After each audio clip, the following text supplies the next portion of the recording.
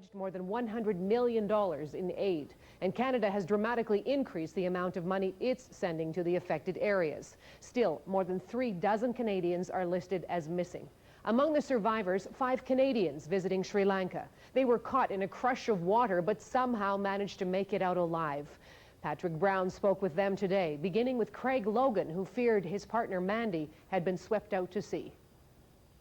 And then I got sucked under the water, and I came up, and I couldn't see her, and then I was above the water. I was just screaming her name. Craig found Mandy, they escaped, and today they were on their way to the airport. And I just kept thinking, this is not how I want to die. I just don't want to drown. I just don't want to die, and I keep thinking I'm going to die, and I just prayed. I just prayed, and I don't know how, but I was stuck under a tree, and I just pushed the tree, and I just said, you know, I'm not going to die like this. There's no way in hell I'm dying under a banana tree. The Logans are heading home, cutting short what was to have been a year of world travel. Paul Couturier, a carpenter from Williams. Based on calls and Canadians who have registered in the affected countries, the Department of Foreign Affairs says that 3 Canadians are confirmed dead and 69 are unaccounted for. Craig Logan of Ottawa is a survivor. He was in Sri Lanka with his wife Mandy when the tsunami hit. He told his story to a CBC producer in Colombo, Sri Lanka. My wife and I woke up in the morning, and we're going to walk to a beach area about 5 kilometers away. So we walked along the coast. We got to the beach about 9:30 in the morning. We were looking for somewhere to have breakfast, and we walked into a small little restaurant right on the beach. It had sort of a thatch roof and some wooden poles and some wooden benches. And I was just walking in to look at the menu, and I sort of had the menu in my hands, and all of a sudden a big splash of water came up through the floorboards and surrounded my feet. And I sort of jumped and wondered, it scared me, and I wondered what was sort of going on. And then I looked to my right out towards the water, and you could just see no beach and this water, and it didn't register that there was anything wrong. I just thought maybe we were in a section of the beach where it was very narrow. And then all of a sudden you could hear the nails popping and the floorboards creaking. There was more and more water coming. And I just turned to my wife, who was at the entrance of the restaurant, and I just said, run. And you could hear the cracking of the boards. And I just got out to the edge of the restaurant, and the whole thing collapsed behind me. I don't know what happened to the people that were in the restaurant, the Sri Lankan staff. So the water was just flooding in. It was probably about knee level at this time, and we saw a small concrete wall separating 2 homes. So I boosted my wife up and followed her up, and we started running along this wall, holding the side of the building, and my wife got to another section of the wall, and then this section of the wall that I was on collapsed into the water, and we something, and the top of it was above where the water level was. So and that's when I found my wife. She was sort of stuck there as well, and there was a local Sri Lankan guy there, and all around you could just see the water flowing. You could hear the buildings collapsing. There was an old woman screaming, trapped in the water. You could see a child on a rooftop, and then the water began to lose force, and it actually dropped a little bit. I think that was because we just got the first wave that had come in. So I said, we've got to get higher, and there was a hill. There were some rocks and then a hill leading up on our left-hand side. So we crossed what we thought at the time was a gap. I think it was actually a stream or something that was now full, and came to another wall. I boosted my wife up and then followed her up, and we scrambled up on the rocks. Quite a story. Well, no one was more happy to see that television interview than Craig Logan's parents. Ottawa residents Bill and Judy Logan knew their son and daughter-in-law were safe, but seeing him today on TV made it all the more real. Danny Globerman spoke with the Logans in their home this afternoon. At the summit. Bill and Judy Logan have been able to follow their son and daughter-in-law's journey through Asia thanks to photos sent home over the internet. 36-year-old Craig and his 31-year-old wife Mandy have been away 3 months on what was supposed to be a year-long trip around the world. But after their traveling adventure turned into a life and death ordeal, their plans have changed. But they certainly want to get home. They want to feel safe and, you know, be in familiar surroundings. At the moment, they don't want to continue with their backpacking. The Logans learned Craig and Mandy were okay just hours after the disaster hit on Sunday. Craig was able to make a quick call home before his parents had any idea of the scope of the disaster or really had a chance to worry. Because they're two very resourceful people, both experienced backpackers. They've lived in different parts of the world, so if anybody's going to handle themselves, it'll be the two of them. But after seeing pictures from the town where Craig and Mandy were staying and getting the full story in a follow-up call, the Logans now realize just how narrowly their family escaped tragedy. I remember Craig saying to me, "Mom, we nearly died." And then we realized just how serious the whole situation had been for them. Oh, they were a bit shook up, but they seemed to be all right. They have obviously had a terrible experience and a few tears were shed, but they were all together. And while the Logans are overjoyed, they are also deeply appreciative of all the help Craig and Mandy received from Sri Lankans, especially given the profound losses they've suffered. So at least Craig and Mandy are coming back to another society where they have all sorts of support and aid and friends. Yeah, coupled with the happiness is also the sadness that other people can't have the joy that we have of our children well and being able to have them come back whole. Now the Logans head off to Toronto to greet Craig and Mandy, who arrive back in the country tomorrow. Grateful their son and daughter-in-law have been spared the fate of so many others. How thankful we are that they are safe. It was a miraculous thing that they got through. They must have had a guardian angel on their shoulder to get them through this. Danny Globerman, CBC News, Ottawa. Angela struggled to find meaning in what they went through. My wife and I decided before children and buying a house and sort of becoming responsible suburbanites that we would take a year off and see more of the world. We'd actually gone to an email place in the city of Galle and sent an email to all our friends. And we had just raved about Sri Lanka, how there's such a variety of things to see, how nice the people were, how good the food was. I've been to Thailand 5 times. We just thought this would probably be the easiest vacation spot for us. So we ended up going to Phi Phi Island. We were planning on just spending the days on the beach, getting up early in the morning and going for runs and a little bit of exercise and then having breakfast and then just spending the rest of the day on the beach. We woke up about 6:15. And then about 15 minutes later, we were just lying in bed, and we actually felt our bed shake. And we looked over, sort of thinking that it was somebody's foot, like on a bed, but it wasn't. So I'd felt tremors before, even here in Canada, so I didn't think anything of it. And around 8:30, was awoken by some jiggling and shaking on the floor, and it lasted about 1 or 2 minutes, and I wasn't really sure what it was.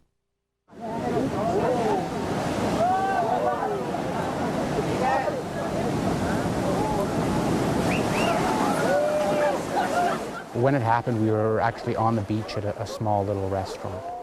As I was looking through the menu, I felt water splash up onto my feet, and it scared me. I kind of jumped, and my reaction was like, what kind of restaurant is this where the water can sort of pop through the floor? The water just came into the restaurant. It was lapping over. You could hear the nails popping out of the boards and the creaking and everything, and I just turned to my wife and told her to run. And I turned and followed her out as the boards were cracking and the thing, and the restaurant collapsed behind me as I got out. I just noticed the people running and people yelling, water, water, flood, wave. I was taking photos with my camera. It was the only thing really keeping me calm.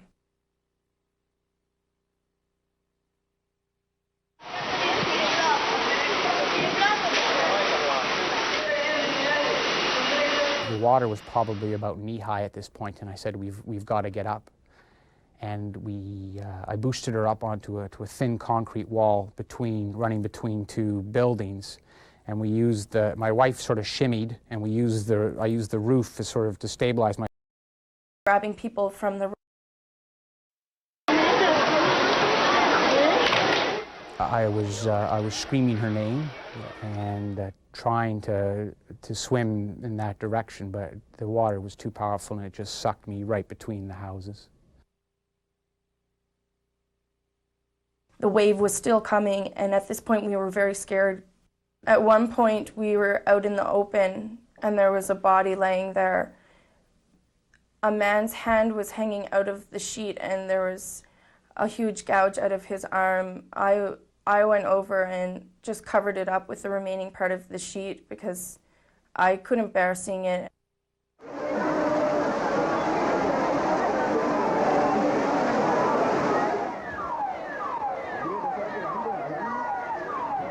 I didn't know where she was. I had no idea if she was somehow been trapped in that building or had gone through the window or what. I had no idea. And the water just took me, and I ended up trying to hang from a tree that was there, but the water was just too powerful, and I got sucked underneath again, and then all of a sudden went up against a mound of dirt, and she was just there. She was sitting on the mound or was on the mound, soaking wet and alive. A lot of Thai people started showing up and going into shock and having panic attacks. At some point we started treating them for trying to clean wounds and cover things up because the sun was very, very bright, and it was a beautiful day, like a normal, typical, beautiful day in Thailand, so we were very worried that people were going to start having high exposure to the sun and get sick.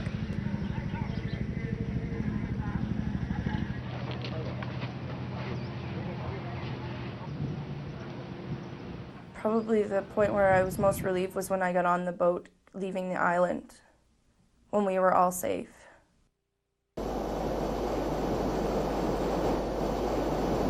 It probably was maybe 30 seconds, a minute. It couldn't have been longer than that. But it felt like a lifetime.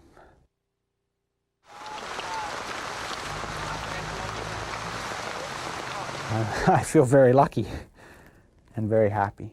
Very happy that both me and my wife are okay. And coupled with this is the sadness that there's a lot of people that don't have the luxury of coming home or are never going to come home.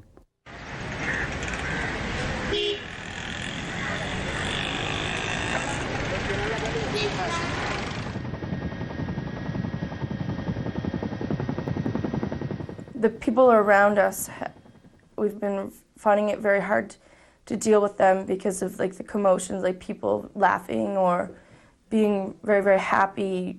You just hear like a scream of someone being happy and your first reaction is there's water coming. I haven't really dealt with it yet. I think when it does hit me, I'm going to go into a bit of a shock.